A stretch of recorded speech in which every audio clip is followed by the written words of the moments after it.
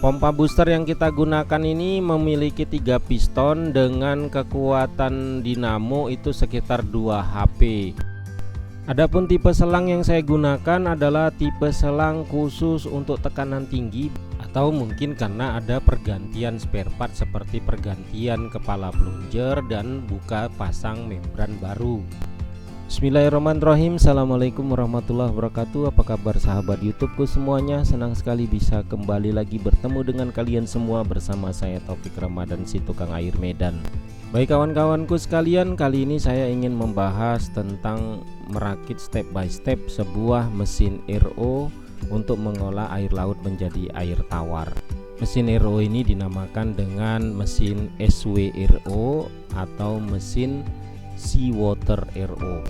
Cara kerja mesin RO ini hampir sama sebenarnya dengan cara kerja mesin RO yang lain, di mana ada pompa pembantu, ada pompa booster, ada casing membran dan ada membran RO. Cuma di sini membran RO-nya tidak sama dengan membran RO yang ada di darat. Membran RO yang dipakai adalah tipe SWRO yang punya tekanan kerja mulai dari 10 bar sampai dengan 40 bar. Jadi untuk mendorong agar membran ini bekerja dibutuhkan pompa dengan tekanan air bisa dengan maksimum itu 40 bar.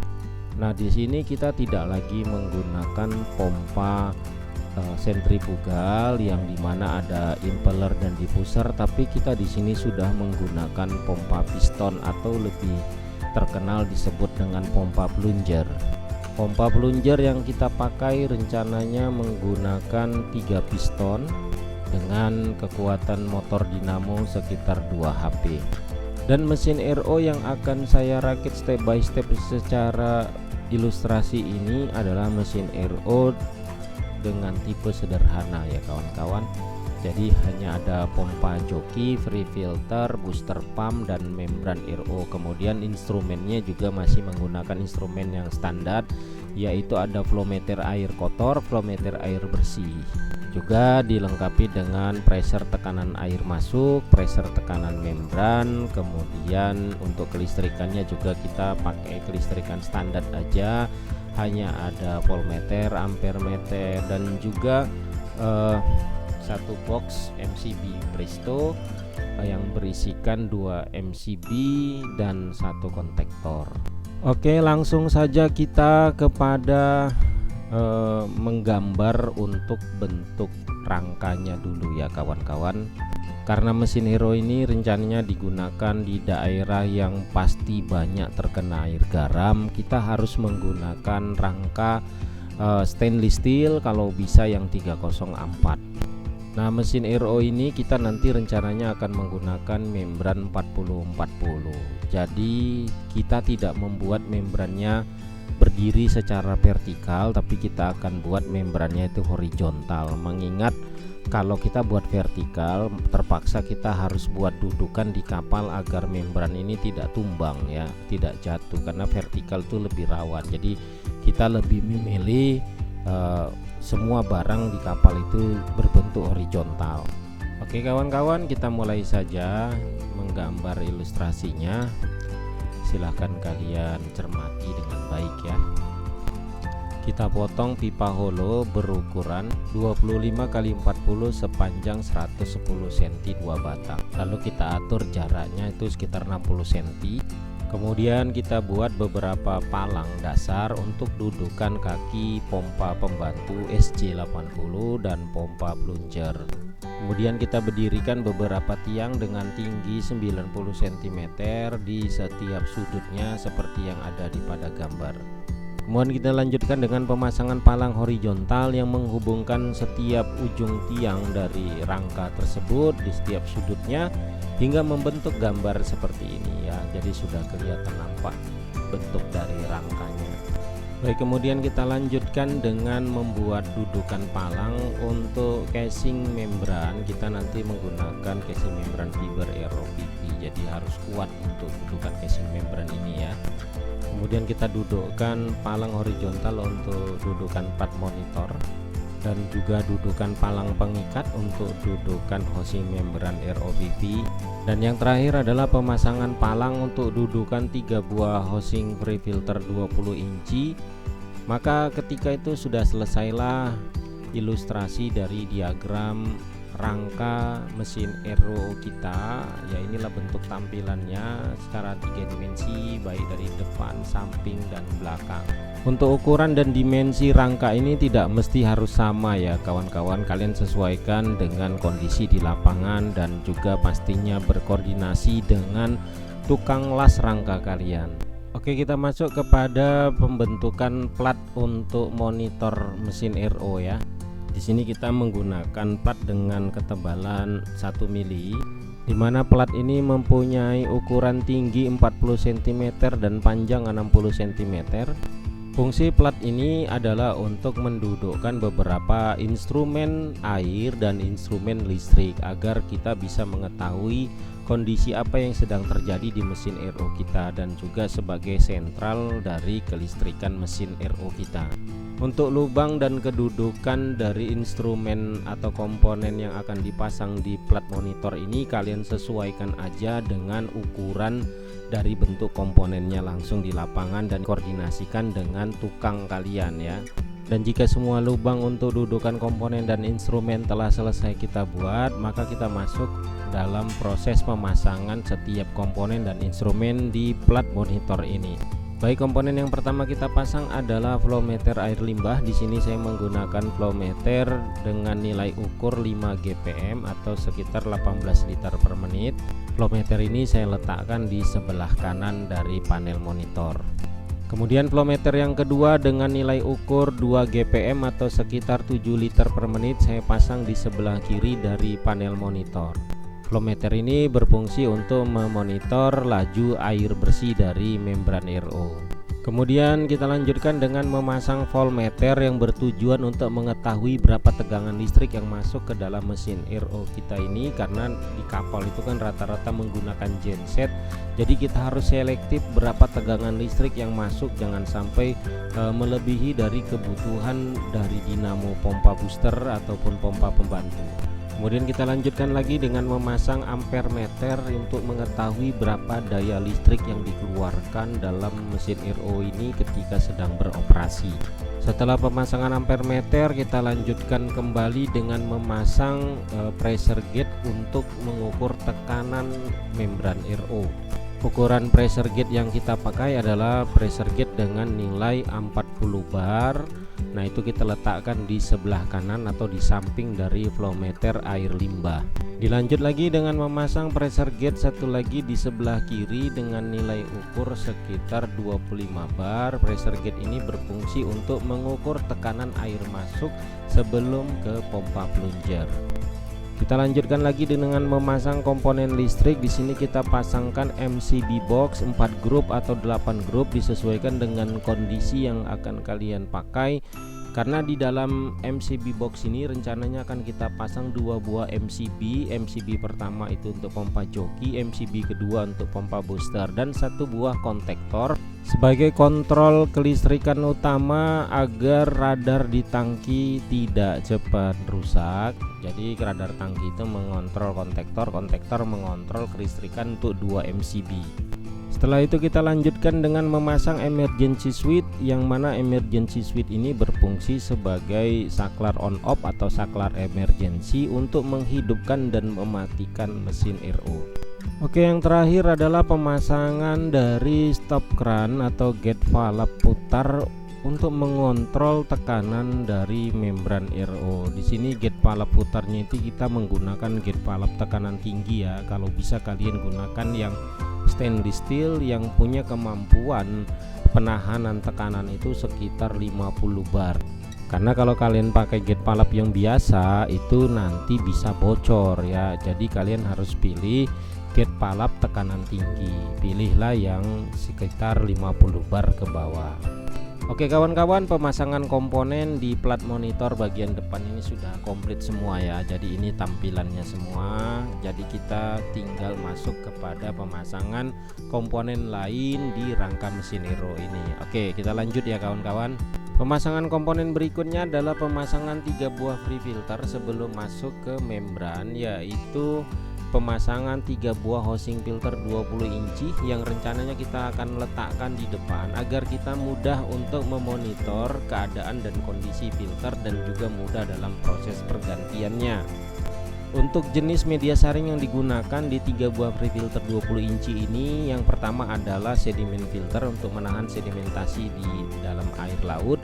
Kemudian yang kedua adalah UDF yang berisikan karbon aktif granular yang berfungsi untuk menghilangkan bau, warna dan rasa yang ada di air laut yang akan diolah. Kemudian yang ketiga adalah CTO, chlorine tester odor, yang fungsinya sama dengan UDF tapi lebih spesifik lagi karena punya pori-pori lebih rapat, yaitu dari arang yang dipadatkan. Jadi berfungsi sama untuk menghilangkan bau, warna dan rasa pada air agar air yang akan diproses di membran itu benar-benar air yang sudah bersih. Baik, setelah pemasangan 3 buah free filter 20 inci, kita lanjutkan lagi memasang komponen berikutnya, yaitu pompa air yang berfungsi sebagai pompa pembantu. Pompa pembantu ini bertipe SJ80, punya kecepatan air itu sekitar 45 liter per menit. Jadi fungsi pompa pembantu ini adalah menarik air dari sumber air, baik itu langsung dari air laut ataupun air dari sirkulasi kapal, untuk diumpankan ke pompa plunger.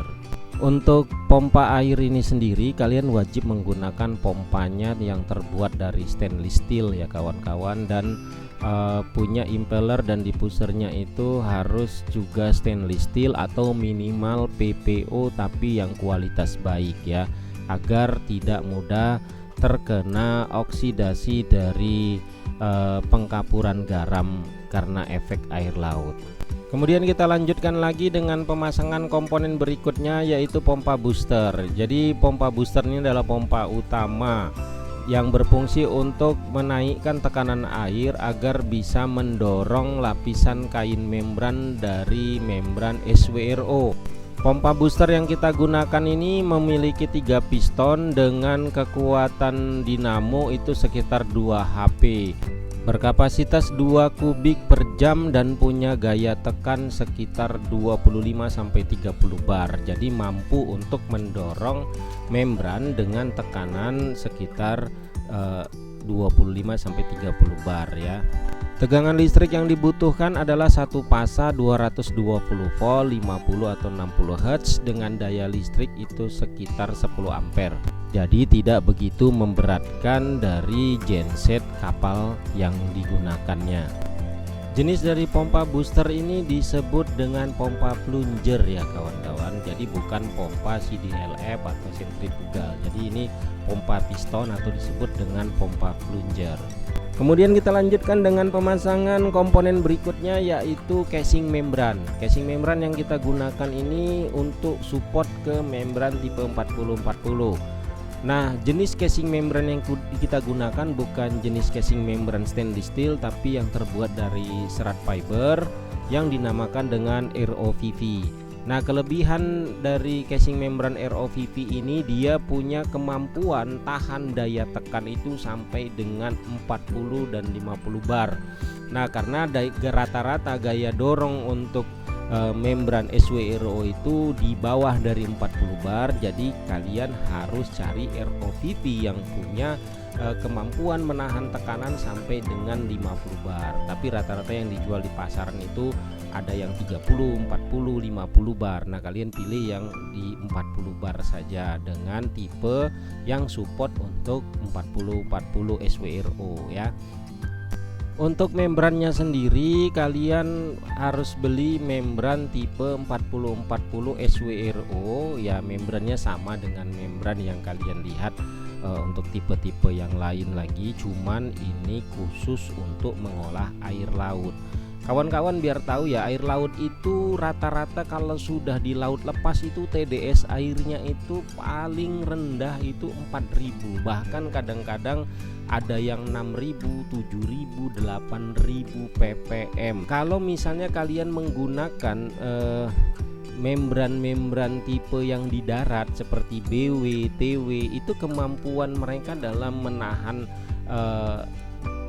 kandungan zat padat terlarut itu hanya 1000 ppm kawan-kawan. Jadi kalau untuk ngolah air yang 6000 ppm pastinya air yang keluar masih terasa asin. Tapi kalau kalian menggunakan membran SWRO ini, air yang keluar itu benar-benar sudah tawar. Dari 6000 nanti mereka bisa turunkan itu sampai 200 ppm sampai dengan 300 ppm. Nah, itu airnya sudah tawar, walaupun tidak seenak air RO di darat, tapi airnya lebih baik daripada meminum air laut yang sangat asin. Di 6000 ppm itu kawan-kawan, airnya lautnya itu bukan asin lagi tapi pahit ya, saking asinnya itu dia. Kemampuan membran SWRO itu dalam menahan kandungan zat padat terlarut dalam air laut itu sekitar 6000 sampai 7000 ppm kawan-kawan. Itu yang biasa ya, kalau yang bagusnya bisa sampai 10.000 ppm. Nah, dari sini kita sudah bisa paham ya bahwasannya kain yang digunakan untuk membran ini pastinya harus kain yang benar-benar sangat bagus, sangat padat, yang tidak mudah robek, karena untuk mendorong air yang padat seperti itu dibutuhkan tekanan yang sangat tinggi. Itulah mengapa pompa plunger hanya yang bisa untuk mendorong membran tipe seperti ini. Dan itulah mengapa juga sarang atau casing untuk membran ini juga harus yang mampu menahan tekanan tinggi. Jadi yang cocok dipasangkan ke sini adalah ROVV. Nah, ini kalian lihat membrannya sudah dimasukkan ke dalam casing ROVV. Setelah membran masuk ke dalam casing ROVV, maka kita kunci topi dari setiap sisi dari casing membran. Nah, di sini topinya juga khusus ya kawan-kawan. Dia punya pengklaiman dari topi membrannya itu ada di dalam ROVV, dan itu ada sekitar 4 buah cincin klaim yang harus kalian pasang dan dikunci dengan baut L nomor 8 ya. Jadi kalian lihat seperti itu, nanti kalian ikutin aja cara mengunci atau memasang topi membran berikut membrannya dengan buku panduan yang biasanya sudah disertakan di casing membran ROVV ketika proses pembelian. Baik, setelah pemasangan komponen yang diperlukan di dalam rangka SWRO ini, kita lanjutkan dengan memasang instalasi pemipaan. Dalam menginstalasi pemipaan di sini saya menggunakan pipa jenis PPR, karena pipa jenis PPR ini selain fleksibel juga tahan terhadap tekanan dan juga terhadap endapan kapur. Kalian juga bisa menggunakan pipa dari PVC, tapi kalian pilih tipe dan jenis pipa PVC-nya itu yang tahan ya terhadap air laut. Di input dari pompa saya pasangkan watermore drat, dan kemudian output dari pompa saya hubungkan ke input dari 3 buah free filter 20 inci, tapi saya pasangkan 1 buah stop kran di situ dan 1 buah watermore. Jika ada permasalahan mudah untuk dibongkar-bongkar. Instalasi pipa kemudian saya lanjutkan dengan memasang jalur keluaran dari output 3 free filter menuju ke plunger. Cuman di sini saya pasangkan watermore dan T-drat untuk menghubungkan ke pressure gate air masukan, dan juga 1 buah nipple untuk menghubungkan ke plunger. Tapi di sini saya pasangkan soket saja. Kenapa? Karena nantinya saya ingin menghubungkan instalasi pemipaan ke plunger itu menggunakan selang. Adapun tipe selang yang saya gunakan adalah tipe selang khusus untuk tekanan tinggi, biasanya dipakai untuk selang-selang hidrolik ya. Jadi kalian pilih selang dengan penggunaan khusus untuk hidrolik, karena selang itu punya kemampuan menahan tekanan sampai 1000 PSI ya. Jadi di sini saya menggunakan instalasi dari mulai 3 free filter 20 inci itu ke input dari pompa plunger sudah menggunakan selang. Nah, kalian pilih nipple yang sesuai dengan kondisi di lapangan. Nah, pompa plunger itu input air masukannya itu menggunakan nipple setengah inci. Nah, jadi kalian pilih dong selangnya itu yang support dengan selang nipple setengah inci. Nah, kalau bisa selangnya itu harus hidup ya kawan-kawan, jangan mati. Jadi pilih selang yang memang bisa dibuka-buka kalau misalnya terjadi permasalahan. Di tip dari pipa PPR setelah keluaran dari 3 pre-filter 20 inci, kalian pasangkan juga nepel yang dihubungkan dengan selang yang nantinya dihubungkan ke input dari pressure gauge air masukan. Nah, di sini kalian masih bisa pakai selang-selang biasa, contoh seperti selang mesin RO misalnya yang punya ukuran 1/4 atau 3/8. Nah, kalian juga boleh menggunakan selang yang juga sudah support selang hidrolik di sini untuk menyamakan semuanya menggunakan selang. Nah, kalian pilih juga nepelnya itu yang juga support bisa plug and play ya, bisa bongkar pasang. Jadi agar memudahkan kalian ke depannya jika ingin ada pergantian dari material atau spare part. Baik, kita lanjutkan dengan memasang instalasi berikutnya, yaitu memasangkan selang atau jalur air dari output pompa plunger menuju input dari casing membran ROPP tempat membran SWRO berada. Nah, dalam menentukan di mana sih letak posisi input dan output dari casing membran ROVV. Nah, kalau kalian lihat dari topi membran ROVV itu, kalian lihat ada 2 buah lubang ya yang sudah dipasangi nepel. Itu ada yang ukuran 1/2 inci dan ada juga yang ukuran 3/4. Nah, kalian pasangkan output dari pompa plunger menuju input dari topi membran ROVP itu di lubang yang 3/4. Jadi sebetulnya hampir sama saja dengan casing membran yang lainnya, dimana dikasih kode itu ukuran 3/4 adalah in dan ukuran 1/2 adalah out. Setelah itu langsung saja kalian buatkan 1 buah selang hidrolik dengan inputnya menggunakan nepel 3/8 dan outputnya menggunakan soket drat dalam 3/4. Kalian pastikan masing-masing dari 2 ujung nepel itu hidup, artinya diberikan watermore agar mudah untuk bongkar pasang jika misalnya ada permasalahan dari selang bocor atau mungkin karena ada pergantian spare part seperti pergantian kepala plunger dan buka pasang membran baru.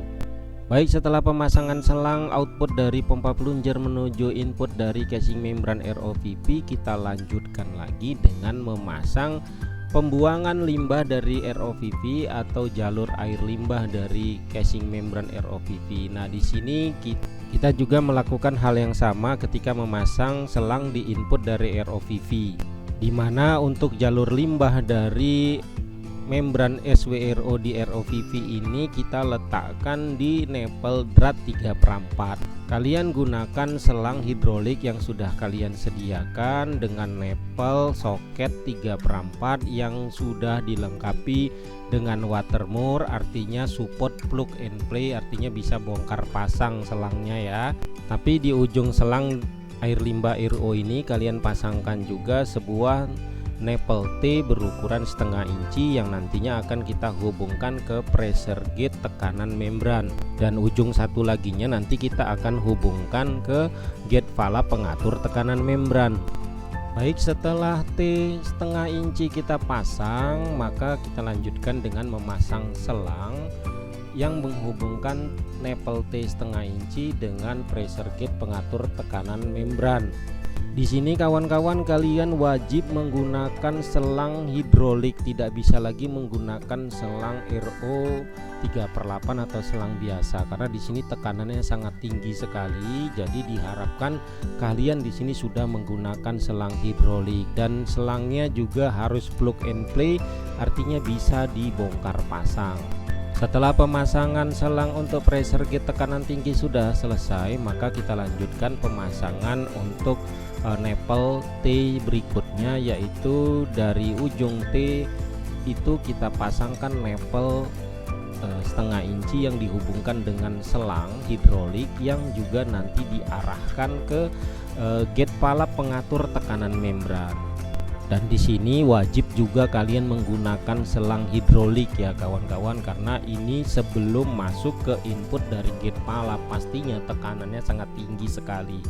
Jadi diharapkan di sini kalian betul-betul teliti dan kalian gunakan selang hidrolik yang bagus, dan juga harus plug and play. Kenapa? Karena kalau misalnya ada kerusakan pada gate palap dan hendak mengadakan pergantian spare part, selangnya bisa bongkar pasang. Pemasangan selang juga berlanjut di output dari gate palap menuju input dari flow meter air limbah. Di sini juga kalian harus menggunakan selang hidrolik karena di sini juga tekanannya masih sangat tinggi. Nah, untuk pemasangannya kalian sesuaikan aja dengan kondisi. Kalau kalian lihat dari video saya, ini tempatnya terlalu sempit ya. Jadi kalian harus pandai-pandai mengatur posisi selang. Nah, keluaran dari output flow meter air limbah di sini kalian sudah bisa menggunakan instalasi pipa PPR ya. Di sini saya menggunakan instalasi pipa PPR yang juga plug and play, yang nantinya output dari flow meter air limbah akan saya hubungkan di plat untuk output jalur air limbah di mesin RO ini.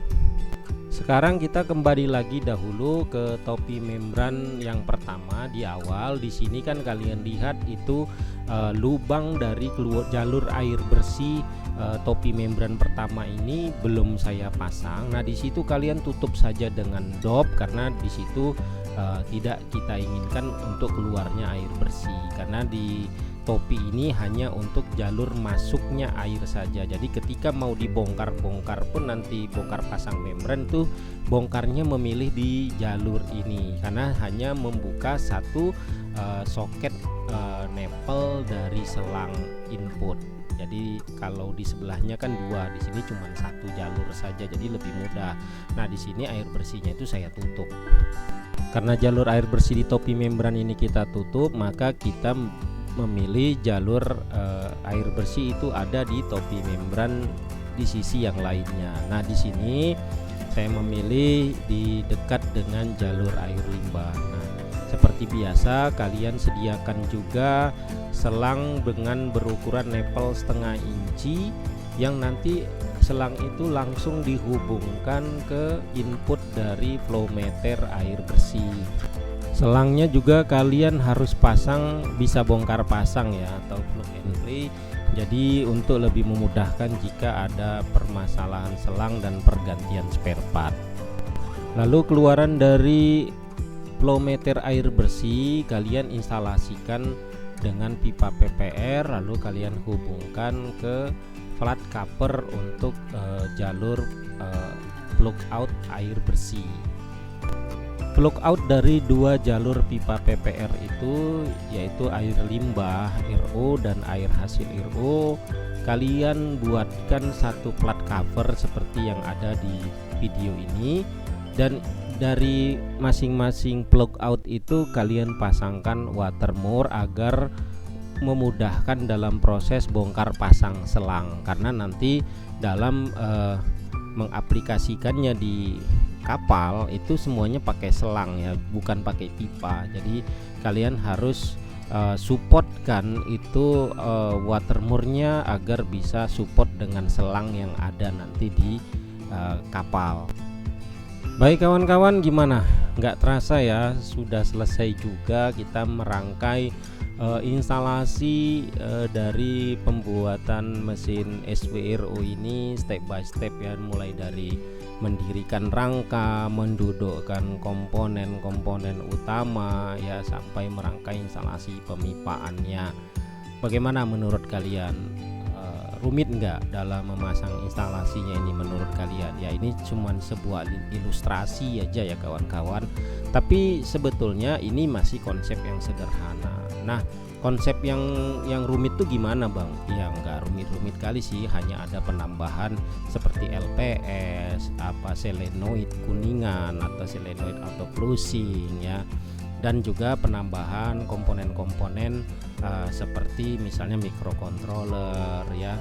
Jadi itu kan yang sudah lebih mendalam lagi kajiannya, karena saya di sini hanya memberikan sebuah pengetahuan tentang mesin SWRO itu dari hal yang paling sederhana, artinya dari rakitan yang paling sederhana. Nah, di sini saya harapkan kalian video saya ini sudah mulai sedikit paham, oh gini rupanya cara kerja SPRO, oh ini komponennya, walaupun ini hanya sebuah ilustrasi video, karena kalau menunggu video nyatanya saya sangat jarang sekali merakit SPRO ini.